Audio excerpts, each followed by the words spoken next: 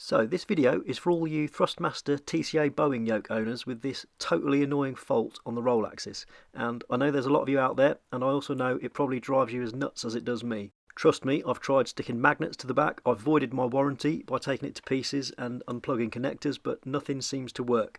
Until now. So I was having a little play and I discovered something really simple that seems to fix the issue. The cause of the problem is the RZ axis, which is the little throttle slider on the left of this image on screen, and apparently it shares the same ground as the roll axis on the yoke, and that can cause this uncontrollable twitching. And when I was messing about, I discovered it can be really easily resolved by recalibrating the yoke. But there is a little trick we need to do to get it working, and that is when we recalibrate it, we only actually do it to about 90% of its full range. So let me show you what I did and see if we can get it working for you guys. So this is what the issue looks like in our flight control panel properties, and if I put the RZ axis on, it actually gets a little bit worse, as you can see, but there it is twitching around all over the place. So let's hop outside the sim and get the yoke recalibrated then. So you'll have to excuse my dodgy camera work, this is just filmed on my phone, but basically we need to press these two outer buttons on the front of the yoke whilst simultaneously plugging in the USB cable in the back, and that'll put it into the calibration mode. But I'm just going to have to pop the phone down to do it because I've only got one pair of hands. There we go, talk amongst yourselves.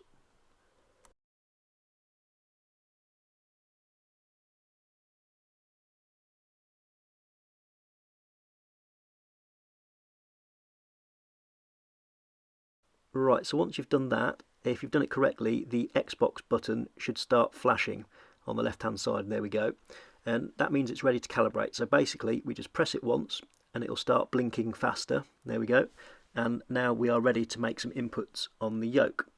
And this is the important bit: when we calibrate the roll axis, we're only going to do it to about 90% of its full range, which is around about when you can see that little rubber dot there. So we'll let it go back to the middle, and I just need to swap hands. And then we'll do the other side just to the rubber dot again, and then back to neutral. And then we need to calibrate the pitch, so we'll go all the way back and back to the middle and fully forward, and again back to the middle. And then we also need to do our little hat switch, so if you press it in all four directions, right, left, down and up. And then finally we can do the two throttle axes at the bottom of the yoke, and it's important that you do all 6 axes, otherwise this won't work. And then once we've done them all, we can go back to the Xbox button and press it once, and that'll just go to a solid light, and that means calibration is complete. And that is it. And back into the sim then to test our work, and as we can see, no twitching on the yoke at all, and in the control panel everything's looking stable as well. And let's prove that I've not just unplugged the yoke, so let's go full backwards.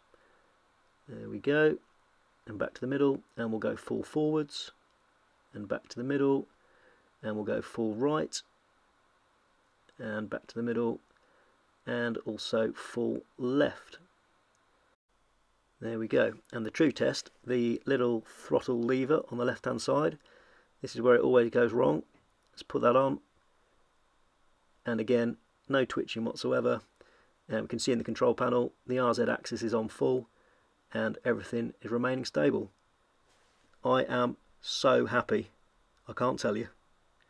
Full left, full right, still looking good, back, forward, it's working! So there we go, back to neutral again, and it's all nice and stable. Now this has obviously worked for my issue. I'm not saying it's going to work for everybody, but do give it a go and let me know in the comments below if you have any success with this method. And as ever, you know the drill. If you found it useful, give it a like, subscribe, and I will see you in the next one. Thanks very much for watching.